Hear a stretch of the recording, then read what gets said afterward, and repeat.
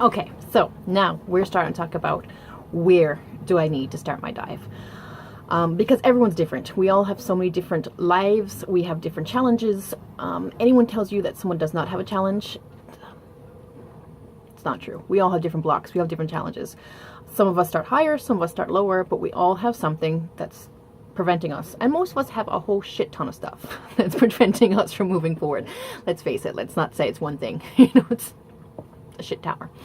But that's okay. That's what being alive is about. And that's one thing that I absolutely love about Anais Nin and her journals. And that's something I really want the Creative Mermaids to be and to do, is that, it's not about judgment. It's about going deeper. It's about exploring. It's about finding out what makes us tick and why. And that's okay. I hate the judgment. This is an issue.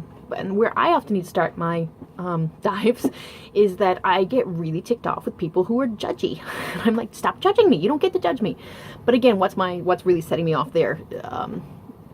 And part of it is that I really do believe that if we just took care of ourselves, we would have a much better planet. Like, seriously.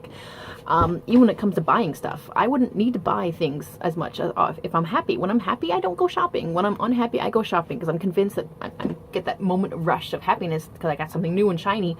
And then afterwards, I'm like, oh, it's gone again because, your level of happiness just adjusts. It's normal. Anyway, but that's me rambling.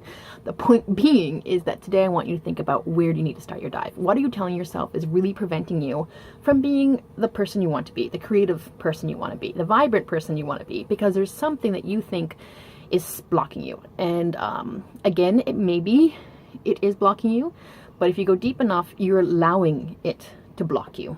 And I know that might sound a bit too woo for people, and it's not too woo. I'm not talking about, meditating on it, making it happier, although meditation does make you a happy person. Trust me, I've calmed down a lot since I've started meditating.